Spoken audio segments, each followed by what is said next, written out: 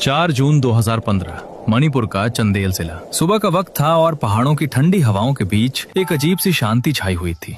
Dogra regiment का एक काफिला अपनी ड्यूटी पूरी करके इम्फाल की तरफ जा रहा था। ट्रकों के अंदर का माहौल एकदम सुकून भरा था। कोई गुनगुना रहा था तो कोई आपस में हंसी मजाक कर रहा था। पूरे 2 साल की थका देने वाली ड्यूटी के बाद घर लौटने की जो खुशी होती है वो हर जवान की आंखों में साफ चमक रही थी। पहाड़ों की उस ठंडी हवा ने उन्हें इस कदर मोहित कर दिया था कि वे अपने आसपास छिपे उस खौफनाक खतरे से पूरी तरह अनजान थे।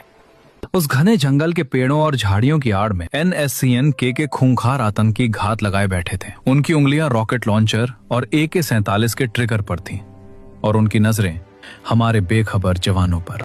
काफिले की सबसे आगे वाली गाड़ी जैसे ही पहाड़ के एक अंधे मोड़ से गुजरती है, एक कान फाड़ देने वाला धमाके के साथ गाड़ी खिलौने की तरह हवा में उछल जाती है। उन्होंने सड़क के नीचे पहले से IED बॉम्ब बिछा रखा था जो अब फट चुका था। चंद सेकंड्स के अंदर जन्नत सा दिखने वाला वो हरा भरा जंगल बारूद और आग के काले धुएं से घिरकर किसी सुलगते हुए नर्क में बदल जाता है। धमाके से हमारे शूरवीर अभी संभल भी नहीं पाते कि ऊंचाई पर बैठे वो आतंकी उन पर ऊपर से रॉकेट लॉन्चर और मशीन गनों से अंधाधुंध गोलियों की झड़ी लगा देते।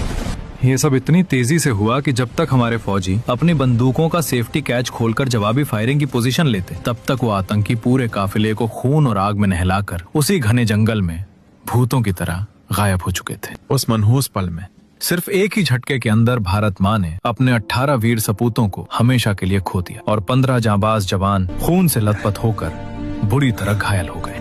जब ये खौफनाक खबर हेडक्वार्टर पहुंची तो पूरी भारतीय फौज के सीने में आक्रोश का ज्वालामुखी फट पड़ा। ये कोई आम गुस्सा नहीं था, ये बदले की वो आग थी जो अब आतंकियों को नर्क तक पहुंचाकर ही शांत होने वाली थी।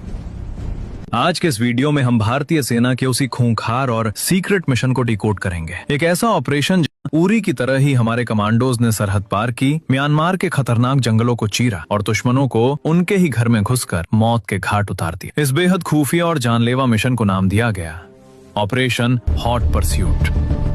5 जून 2015 नई दिल्ली। 18 शहादतों की खबर ने दिल्ली के सत्ता के गलियारों में सन्नाटा ला दिया था। हालात की गंभीरता को देखते हुए प्रधानमंत्री नरेंद्र मोदी ने बिना एक पल गवाए एक top secret high level meeting बुलाई। इस मीटिंग में शामिल थे रक्षा मंत्री मनोहर पर्रिकर, गृह मंत्री राजनाथ सिंह के साथ साथ 2 वो चेहरे मौजूद थे जिनकी रणनीति दुश्मनों की रूह कपा देती है, NSA अजीत डोभाल और army chief Dalbir Singh Suhag. Meeting शुरू होते ही है मोदी जी ने खड़े होकर सीधा सवाल पूछा, इंटेलिजेंस रिपोर्ट क्या कहती है? तभी आर्मी चीफ दलबीर सिंह अपनी जगह पर खड़े होते हैं और अपनी कड़क आवाज में जवाब देते हैं, सर ये खूनी खेल national socialist council of Nagaland यानी NSCN-K के आतंकियों ने खेला है। मेरे जवानों का खून खौल रहा है। आप बस एक इशारा करें, वो इन कायरों को राख के ढेर में बदल देंगे। कमरे में बैठे मंत्री अभी फौज के इस गुस्से को समझ ही रहे थे कि तभी अजीत डोभाल की शांत लेकिन चुभने वाली आवाज गूंजी, ये आतंकी सीमा पार करके म्यांमार के घने जंगलों में छिप गए हैं। अगर आज हमने कोई ठोस और मजबूत कदम नहीं उठाया तो ये लोग पूरे नॉर्थ ईस्ट को दूसरा कश्मीर बना देंगे। मजबूत कदम सुनकर गृह मंत्री राजनाथ सिंह ने थोड़े हैरान होते हुए पूछा, डोभाल जी आपके इस कदम का मतलब म्यांमार की सीमा में घुसना तो नहीं? डोभाल ने राजनाथ सिंह की आंखों में देखा, अपना चश्मा ठीक किया और बिना कोई शब्द कहे सिर्फ एक हाँ में अपना सिर हिला दिया।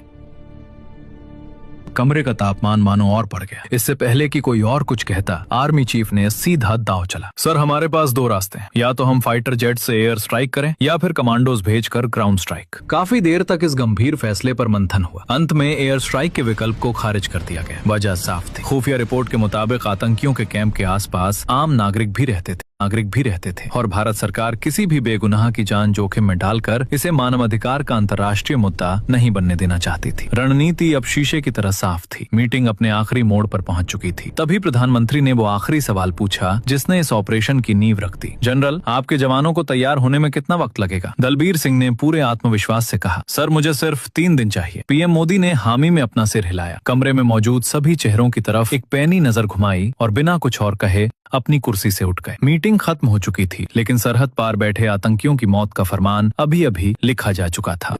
दिल्ली के उस वॉर रूम का दरवाजा खुलते ही आतंकियों की मौत का काउंटडाउन शुरू हो चुका था। इन खूंखार दरिंदों का शिकार करने के लिए किसी आम टुकड़ी को नहीं बल्कि जंगल के असली शेरों को चुना गया। हमारी 21 पैरा स्पेशल फोर्सेस वाघ नख यानी बाघ के पंजे के नाम से मशहूर इस एलीट यूनिट को जंगल वॉरफेयर में ऐसी महारत हासिल है कि सरहद के इस पार कोई भी आतंकी अपना अड्डा बनाने की जुर्रत तक नहीं कर सकता। नॉर्थ ईस्ट में चाहे कुदरत का कहर हो या आतंकियों का खौफ, 21 पैरा के ये जांबाज हमेशा सीना ताने सबसे आगे खड़े मिलते हैं।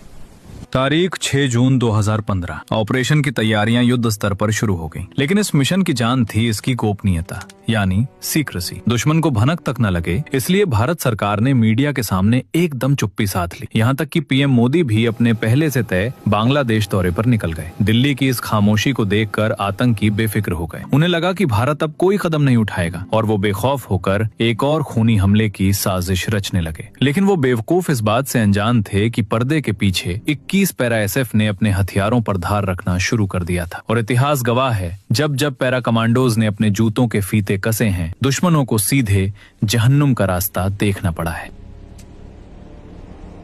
इधर नागालैंड के दीमापुर में 3 कोर के खुफिया हेडक्वार्टर में एक बहुत ही अहम बैठक चल रही थी। यहाँ army chief Talbir Singh, Ajit Doval, 3 corps के commander lieutenant general Bipin Rawat और 21 पैरा के कमांडर मौजूद थे। पैरा कमांडर ने मैप पर उंगली रखते हुए एक अहम खुलासा किया। हमारे खबरी बता चुके हैं कि आतंकियों के सबसे बड़े और सुरक्षित ठिकानों की सटीक लोकेशन मिल गई है। हम 9 जून को हमला कर सकते हैं। लेकिन तभी एक बहुत बड़ी रुकावट सामने आई। कमांडर ने बताया कि इस खास मिशन के लिए अभी उनके पास सिर्फ 40 कमांडो ही मौजूद है, जबकि उस पार कैंप में खूंखार आतंकियों की तादाद बहुत ज्यादा हो सकती है। 40 कमांडो और सामने खूंखार आतंकियों की फौज। कमरे में एक पल के लिए भारी सन्नाटा छा गया, लेकिन तभी एक ऐसा फैसला लिया गया जिसने पूरी बाजी पलट दी। इस मिशन के लिए कोई समझौता नहीं किया जा सकता था, इसलिए जो सबसे खूंखार और बेस्ट कमांडो छुट्टी पर गए हुए थे या किसी दूसरे अहम ऑपरेशन पर तैनात थे, उन्हें रातों रात सीक्रेट तरीके से एयरलिफ्ट करके नागालैंड बुला लिया गया। अब 70 शेरों की एक ऐसी टीम तैयार थी जिसके सामने मौत भी कांप उठे। सारी मुश्किलें खत्म हो चुकी थी और अब आतंकियों की नरक से दूरी बस कुछ ही पलों की मोहताज थी। दोस्तों, इससे पहले कि हमारे शेर इन आतंकियों का शिकार करें, आइए जल्दी से जान लेते हैं कि आखिर ये खूंखार दरिंदे हैं कौन। इस आतंकी गुट का नाम है NSCN यानी national socialist council of Nagaland. साल 1980 में SS खापलांग ने इसे बनाया था। इनका सपना था नागालैंड को भारत से अलग करके नागालिम नाम का एक नया देश बनाना। ये भोले भाले लोगों को भड़काते हैं कि भारत का संविधान उन पर थोपा जा रहा है, लेकिन इनकी असलियत कुछ और ही है। ये खुद पूरे नॉर्थ ईस्ट में ड्रग्स का काला धंधा चलाते हैं। छोटी सी दुकान से लेकर आम घरों तक हर महीने बंदूक की नोक पर टैक्स के नाम पर हफ्ता वसूली करते हैं। और तो और भारत को अंदर से खोखला करने के लिए इन्हें पाकिस्तान और चीन से पैसा, हथियार और ट्रेनिंग भी मिलती है। यही वो वजह थी कि इन्होंने हमारी सेना की पीठ पर वार करने की जरूरत की थी। 8 जून 2015 सुबह के 8 बजे Indo Myanmar border. 21 para SF के हमारे 70 खूंखार कमांडोज अपने 18 भाइयों का बदला लेने के लिए पूरी तरह तैयार खड़े थे। अपना असली रूप छिपाने के लिए उन्होंने बिहार रेजिमेंट